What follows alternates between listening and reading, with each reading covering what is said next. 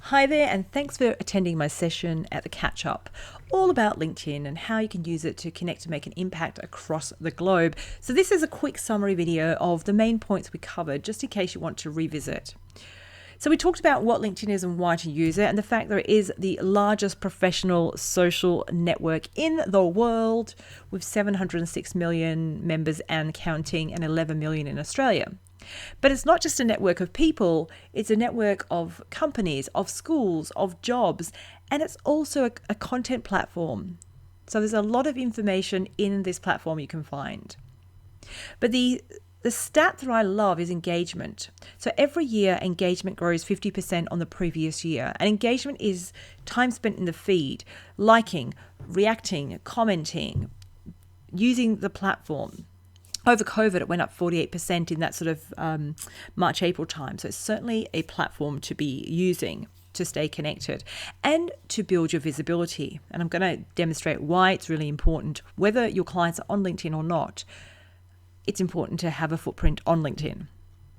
Now, the reasons you might use LinkedIn, and this applies to any platform at all, so, feel free to review all your social platforms. And this is the framework of my book, Get Good or Get Off, A Guide to Getting It Right on Social Media, which I co-wrote with Elsa Page, a marketing expert in Melbourne. Now, the foundational level for using something, if you are actually using it, is to use it as a business tool, to research people, to research companies, jobs, or content, and so to discover information. So purely, as a tool, that's a reason to have an account. Then you want to think about if, up from that, you might be building a presence for yourself so that you can be found, so that you can establish your expertise. So you want to have a profile that's complete, filled out, but at this point you might not be using it too much, but you've started building. But then you might think, I want to start building a profile for myself. I want to be the go-to expert in my field. That comes from trust. And from trust comes from having a connection. Connecting to people, having them in your network, publishing some content around your area of expertise so people can understand where you fit into the world. If you're looking for opportunities, though, you need to start not just connecting to people, but building a relationship with people, which comes from engagement, engaging on other people's content, responding to things, because that way people can not only understand your value, but they see value and they'll think of you because you're serving and being of service. And finally, leads at the very top, which is where our clients come from, which is converting the connections we've got into clients. But a lot of people go into LinkedIn looking for clients, looking to sell. And LinkedIn isn't a sales tool. Sales are a result of good relationships. It's a social network. It's a professional social network where it's a publishing platform. And we share content, we engage with people to build relationships. But to sell something, we might be selling ourselves if we're in the job market, but we might be selling our products and services. But we don't go in with a sales mindset. Sales are the outcome. You can have a clear goal about what you want to achieve, but don't go in with a sales message is my main point. Go in being of service and demonstrating your expertise, and you will attract sales. From time to time, you might share some posts about your next thing, your next event, your book that's launching, a new product or service, but it's doing it the right way. Now, LinkedIn is the 25th most visited website in the world. The first is YouTube. Now, the reason this is important to understand is the power of LinkedIn in Google search. Now, I said it's a great tool to use for visibility, regardless of whether your clients and network are actually using LinkedIn. They are using Google. And if people are recommending your services, they're likely to go to Google to check you out. And if they type in your name, or your business name for that matter, you want them to find you firstly, and you want what they do find to represent you well, which is why you want to optimize your main profiles. So your first bit of homework was to do a Google search on yourself, see what's out there. Hopefully your website ranks pretty well. Now, for your website to rank for your name kind of needs to be somewhere on your website, possibly multiple times. So make sure that is the case. I've seen people who have their name nowhere on their website, so it's not going to help them, because people recommend people often if they don't know your business name. So it just gives another avenue. Now, LinkedIn is the 25th most visited website, but I've managed to get mine ranking pretty highly. YouTube is number one. It's still on the first page, and I do have a YouTube strategy, but it's a lot newer. My footprint on LinkedIn is longer and more consistent. YouTube is I've had an account for a long time, but my actual YouTube publishing strategy is much newer. But it is ranking. So if you're not using YouTube, being the number one platform, having a massive audience, and being owned by Google, maybe think about how you can use it yourself in a way that sort of is comfortable and not too time consuming. But look at the other results as well and see what else is showing up for your name. And I'm just demonstrating that obviously I do specialize in LinkedIn. I use it a lot and I've used it for a long time. Yeah, you might be thinking, well, that's why I rank pretty highly. But I've also got a fairly common, popular name. So the competitiveness is quite high. In fact, there are 29 million search results for Jo Saunders. The entire first page is me. And then some of the other results are me as well. So if you've got someone with your name, particularly someone who's got a stronger footprint, obviously they're going to rank for your name. So it might take a bit of work to get your name ranking fairly well. And like if you've got a celebrity, it's going to be even more challenging. There is a Jo Saunders, an actress, but she hasn't got a stronger footprint as mine, clearly. So just keep that in mind. I mean, I'm not promising you can do this for your name, but LinkedIn is free, and it's being so highly indexed by Google and being one of the most viewed websites in the world, you've got a strong chance of using it to your advantage. So same with your business name. Obviously, you want to have your website ranking first if you can, if you do have one. But if you don't have a website, then there are opportunities to rank using social media. So in this case, you can see I've got a Facebook page ranking, my LinkedIn page, and my LinkedIn profile. Now, a profile is for a person, a page is for a business or an entity, or it can be something else, but they're both free. So you don't need the paid version for either of these things to rank in Google. But a company page on LinkedIn, now, if you haven't got one, you might decide to start one, but then you've got to build an audience and, you can have a content strategy there.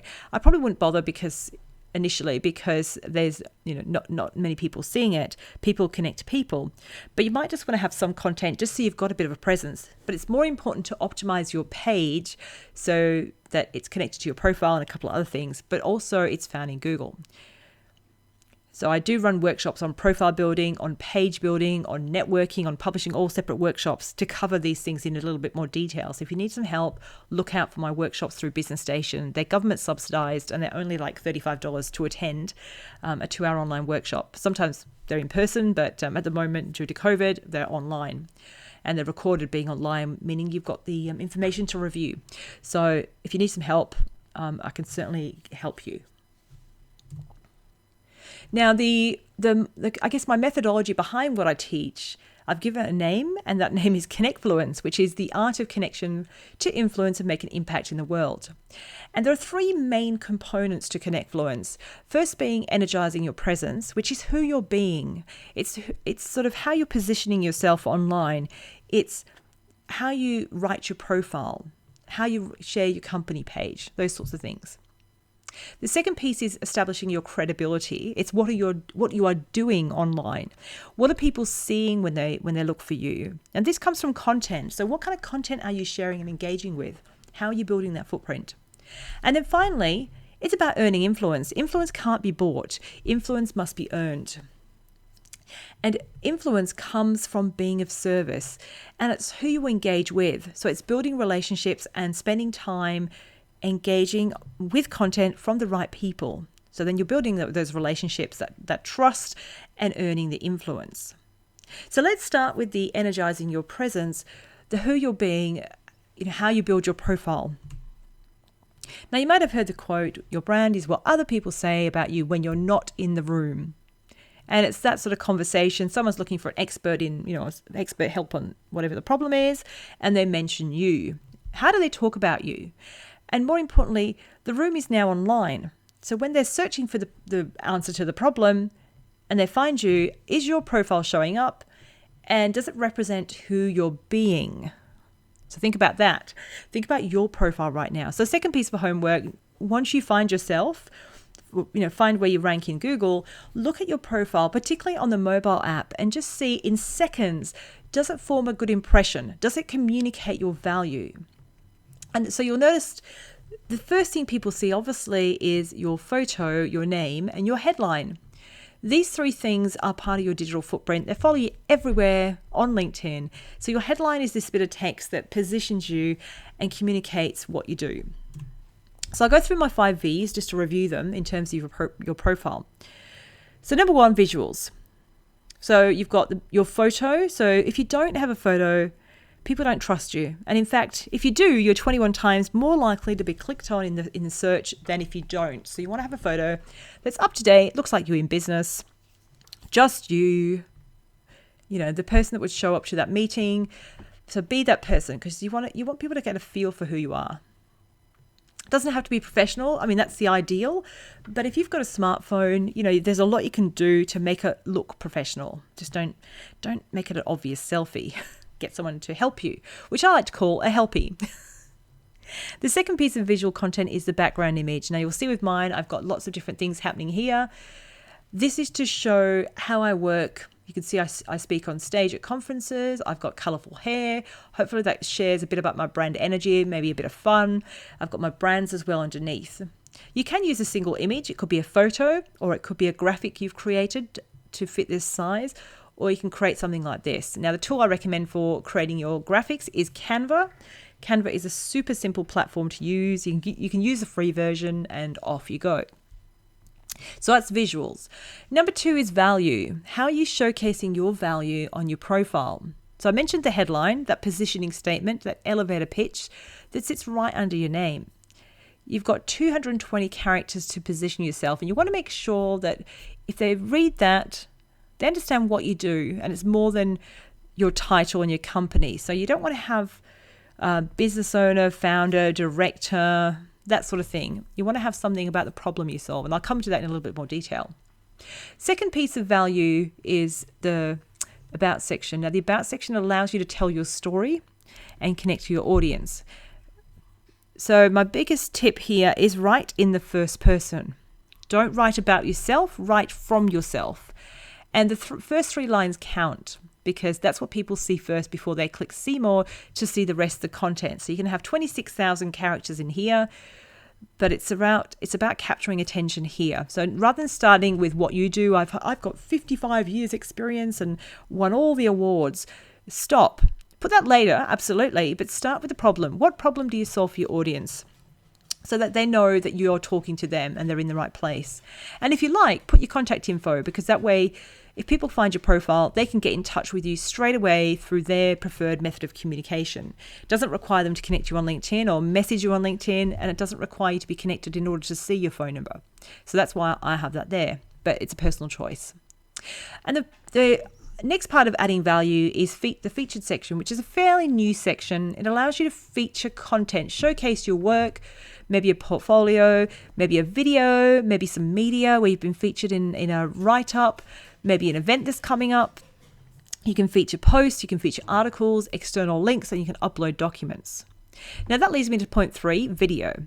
Now video is a great piece of content to use in the featured section, because when you see video, you can get a bigger sense for who the person is from hearing them, from seeing them, from reading their body language, seeing their energy as well as reading their content. So definitely take advantage and use video, whether it's you speaking to camera, whether it's your voice-over, like this video I'm creating here. You can't see me right now, but you can just hear my voice. You've already seen me though, because you were at my presentation, or maybe you missed it, but this is just voice-over slides. You can also do animation type videos. So there's a lot of different things you can do with video to connect to your audience. The 4th V is validation. Validating your skill set and your expertise. And there's various sections you can use for this. The first is experience. Experience is kind of like your online resume in reverse order, where you put in your job title, which company you worked at, a bit of a description about what you did there, and then some media. But don't just use a description to share your job description. Talk here about the problem you solve once again, the difference you made, the achievements in that particular role. And if it's your business, obviously, you're going to talk about the problem you're solving for your clients and that sort of thing. Job title, doesn't have to be your formal title. And this is where, you don't have to call yourself the director, the business owner, the founder, whatever it is. You can be creative in here because you want to be thinking about what is going to make sense to your audience. If you've just got business owner and your company is XYZ Consulting, I don't know what you do. Now, this shows up in Google search. So when you Google search yourself, when you've done that bit of homework, you will see your name and then dash your title, which it pulls from the first line of your experience, the very thing that's at the top, and then your company name. So if you've got, instead of keynote speaker, if I had business owner, then it wouldn't give any context in Google. So just keep that in mind. Education is something you want to add in, just gives that extra credibility and adds, shares your story of where you've been. Certification, so if there's something specific to your industry or a license, you can pop in that section. Volunteering gives another level to your profile. It could be professional volunteering, it can be personal volunteering. It just gives more, it just shows that there's more to you than just your work. Skills, you can have up to 50 and 3 are pinned at the very top. So you want to make sure the 3 that are pinned are your most important skills. And of course, then people can endorse you for those skills. Recommendations are the written testimonial side of LinkedIn. Super important and have a lot more credibility than endorsement of skills. But there's something that most people just don't ask for. They wait to be given them. And often people just don't think of doing that on LinkedIn. So don't be afraid to ask, particularly if someone's already said, some great words, maybe in an email, maybe verbally. Ask them if they can put that onto a recommendation. And then finally, accomplishments, which sits down the very bottom in the basement of your profile. They're just the extra bits and pieces. Things like if you've got membership of an organization in your industry, have you published something, projects you've worked on, honors and awards, things like that, you can pop down the very bottom. And the final V is voice. Now, this applies to your entire profile, but also the content you share. Work out what voice you're going to take. Are you going to be conservative? Are you going to be quite confrontational? Or somewhere in between? But the big tip is write in the way that you speak, because if you're writing very formal on LinkedIn and you don't speak very formally in person, there's going to be a disconnect. So make sure it's your voice. So whether you're writing your profile or you're writing content for LinkedIn or engaging with people, write in your voice. Now, if you've decided to outsource your profile writing or even your content on LinkedIn, which incidentally, I actually do that as a service, make sure that the person you're working with, writes in your voice or close to, your voice, because see that noise just, it's really important. That's why I wanted to make sure that you really got it, because a lot of people outsource their LinkedIn and say, oh, you're an expert, go and do it. But you need to kind of get someone who's able to be you or work with you to get your voice out there. So when I work with clients, I help people express themselves. So I might, organize the profile and start the writing process, but I want clients to change words and mix it up to make it their voice. And also with voice when I talk about the content that you're sharing, share updates. Now you can create content from scratch. You can curate content, as in share other people's content with your thoughts. And conversing with other people, that's also content. So making sure that when you do share, just get clear on what your voice is or how you want people to feel. So that's the profile, very high level. Obviously, I run workshops on this sort of stuff. So I run workshops on building your profile, building your company page, publishing on LinkedIn, networking on LinkedIn.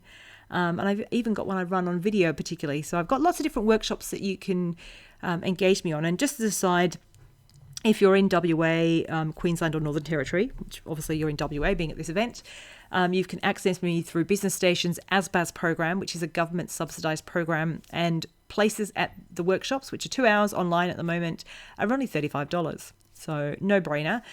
So you can sort of book into a whole range of workshops. They're available on my website. You'll see them on my Facebook page on the events tab. They're all listed there as well, so they're easy to find. But if you're not sure, just ask. Now I'll just go back into recap the headline. I've got a fair few formulas, but this is my most common. So that positioning statement under your name, it follows you everywhere. It shows up in search. It shows up when you engage with people. It sometimes shows up on other people's profiles. So rather than it being your title and your company, like business owner XYZ consulting, start with what is your expertise? What is the outcome of engaging your help? And that might be a sentence, or it might be just a list separated by little symbols. Then you can put in your business name if you want people to know your business name and you're building brand awareness. And or you could put in how you deliver your services. So is it consulting? Is it training? Is it is it something else? So put that together. So here's an example. So LinkedIn training and social marketing strategy is my expertise. To future-proof your brand, that's the outcome of working with me. Connectfluence it's not my business name, but it's the name of my program, and it's the name I want aligned to my brand. And keynote conference speaker is the delivery method. So that's one way of doing it. Here's another one. So sustainability for leaders is the expertise. To create cultural change is the outcome. XYZ Consulting is the business. Now, I mentioned XYZ Consulting before, but it doesn't give any context to what the person does. So if they're a business of one, having that business name may be irrelevant. It might be better off having what they actually do, how they work. Maybe they could have consulting, coaching, and training, something like that. So it's a little bit clearer as to how they sort of deliver their services. But if you do want to build brand awareness, then absolutely put your company name in there. Now, with recommendations, you can't link to them from the profile. You can't really do much with them. The most recent two are featured. Other than that, you have to click see more to see them, and keep clicking see more, and it shows you 5 more. So this one's from 2018. It's way down my profile, so you won't be seeing this one unless you click see more many, many times. So, the reason I wanted to share this is you can take a screenshot of a recommendation and put it somewhere else. So in this case, it's in my slides, in my presentation. I could use it on my website, which I do. I could take a sentence out of this, or, the key point out of this recommendation, and use it as a caption, as a quote on my product brochures or something like that. So recommendations are quite powerful because that way you've got that linkage between them. It's actually there. The person's not only name and photo there, but if you click on it, you can go to the person's profile and find out more about them, and even ask some questions about the person they're recommending. But I love this recommendation, and this is why I use this example from Ian Stevens, because it gives some tangible results. So I worked on his profile for him and with him, and within 2 weeks, $16,000 of additional business and 92% return on investment, which is fantastic. And I know from there, he's re-engaged with those clients and, got more work. So I think it's like 4 times as much in work again. So LinkedIn does give you the return, but it's like I said, it's not a sales tool directly. Sales are a result of doing good LinkedIn strategy, but it might just be letting people know that you're still in business, reminding them you're there, and then consistently showing up, sharing content to be of value. So I mentioned before, LinkedIn, you've obviously got your profile, which we're talking about. You've got a page for your business, which connects to your profile. And if you've got a team, then this is a nice connection point for people, for content.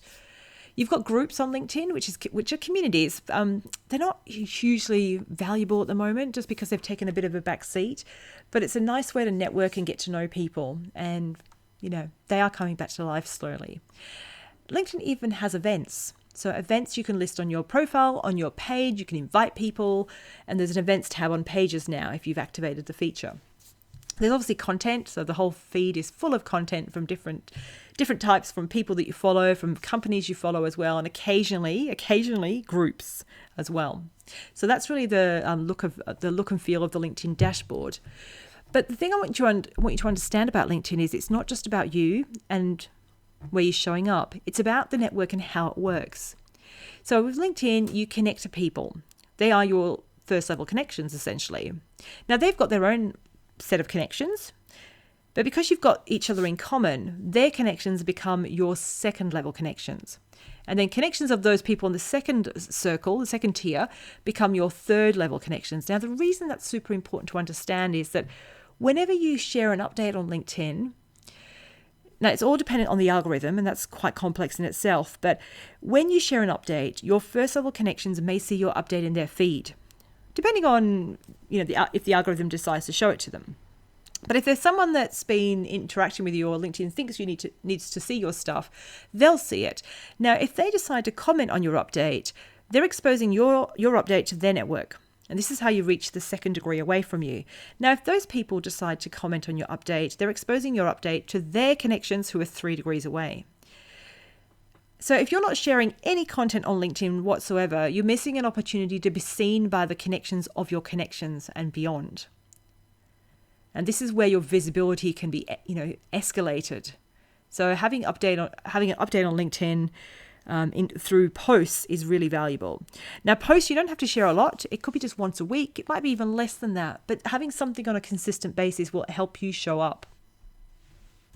We talked about the nearby feature. We demonstrated it. Now, this is something you can only do with people in the room within the vicinity because it uses Bluetooth to activate. But whenever you're running a networking event, tell people to turn this on and help them connect to each other. So you tell them to go to the My Network icon down the very bottom with the 2 people. Then you click on the little blue button and turn nearby on. And then once it's on, people will start popping up in the room. And then you can connect or you can message them if you're already connected. So it's a really valuable way to connect quickly without having to, swap business cards and whatnot. Of course, then once you're connected, you need to then go in and make sure that you manage your relationships and send maybe a message afterwards saying, great to meet you at blah, blah, at this event, at the catch-up event, and then take it from there. Now, I mentioned content. So content's really important on LinkedIn. You want to make sure that you're sharing some content on a regular basis. So I said it might be for you every fortnight. It might be once a week. I aim to share about 2 to 3 times a week. More than that, I don't tend to do unless there's a lot happening. But that's my sort of main sort of aim for LinkedIn. Now, when you share content, you don't just want to share basic stuff. I've got some whole formulas, but this is the formula: E cubed plus IC squared. So in your content, you want to tell a story and you want to add value. But if you can educate, enlighten, and evoke some sort of emotion, that's ideal. If you can do all 3, brilliant. But if you aim to do at least one of those things, but all 3, brilliant. The IC squared, so the first one is to invite conversation, and you do this by asking a question. And you can also mention people who are involved if you want to reference or credit someone. That's also essentially a way of inviting conversation as well. The second IC is indexing your content. So this is where hashtags come in. Having sort of 3 to 5 hashtags to tell LinkedIn and your audience what this is about. It will help you show up in the feed because people follow hashtags. If you reference your content with a hashtag, then the 2 can kind of marry up and you might be seen. So it's doing a bit of research on hashtags to work out which ones are right for you and have an audience. So that's something I cover in my content workshop. The other type of content you can share, so there are posts on LinkedIn, there are articles, so this option here, which is kind of like a blog on LinkedIn. That's the second type of content. And within the post type of content, you've got photos, videos, documents. You can do a poll on LinkedIn, so that's down here. If you click on the desktop version, you'll get to poll. This option here is from mobile as well. And there's other things you can share. But the third type of content is stories. Now, this is only available on the mobile app. At the very top, you've got your story, and you'll see all the stories from people in your network that you're following. So you click the plus. You can either take a photo or video there and then, or you can upload something you've created already. Videos can be up to 20 seconds, and then you can put text over. So a bit of a description about what it's about. You can tag people using what's called stickers. And there are other little stickers that you can do to make it cute, like this one here, so excited, and this little arrow, they're stickers. And that's it, really. They last for a day, so 24 hours. People can view them. They can reply by message. They can't react or do anything with them, but it's a nice way of quickly sharing the behind the scenes of what's going on in your world. If it's not really news feed worthy, you might create a story.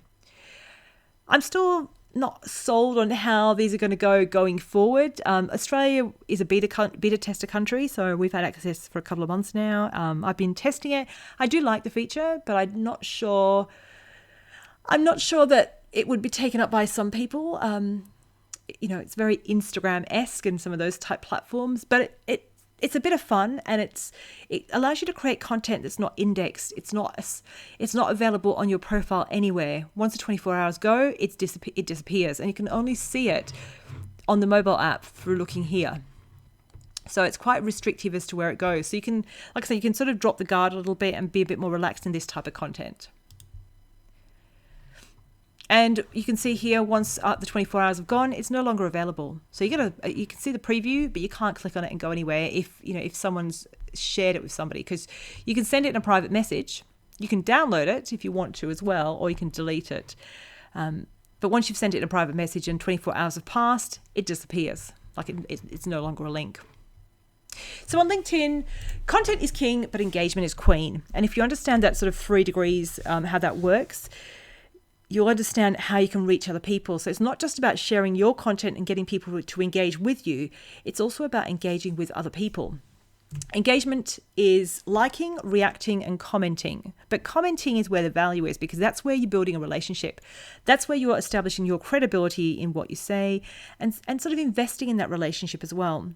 So my framework between the formula for your content versus engaging with other people's content, I say, this is my recommendation anyway, for every piece of content you share, I recommend that you engage with at least 9 other people's content, just to mix it up a bit. So that takes off the pressure then to create your own content, because if you're posting an update on LinkedIn as a post once a week, that just means then you can engage with 9 people at least during the week. Much more manageable than, say, committing to posting once a day.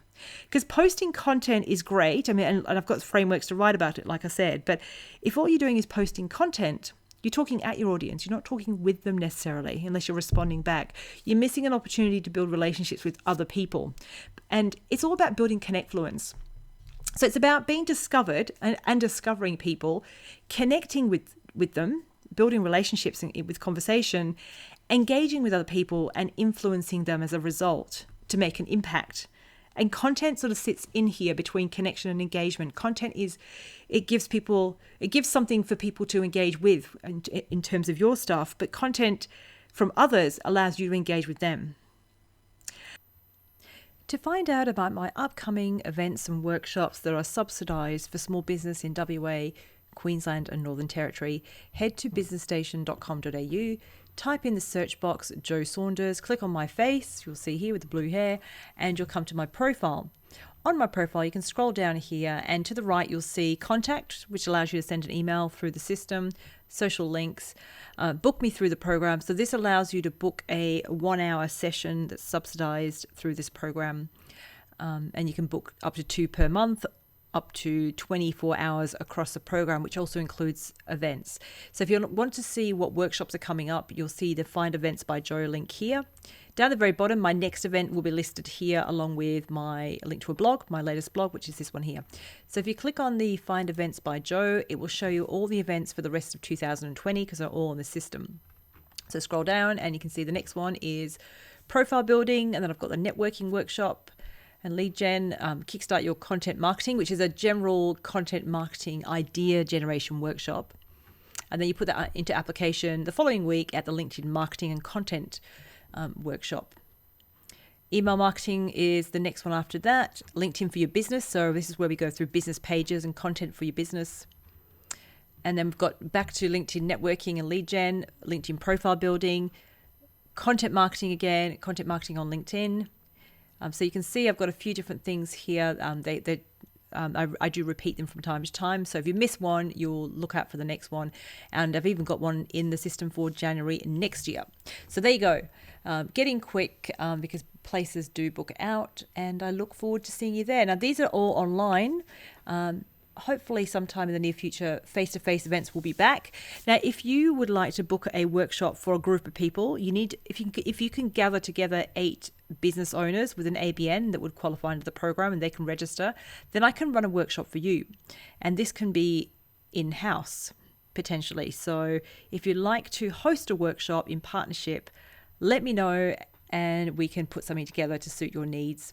And it could be a couple of back-to-backs. It could be we could do a day's training where we spend 2 hours on the profile, 2 hours on networking, and 2 hours on content. So 3 workshops for the grand total of, let me get my maths, of 30. It's almost $35, about $35 a workshop. So times 3, there you go, less than $110 for 3 workshops per person, which is awesome. awesome value.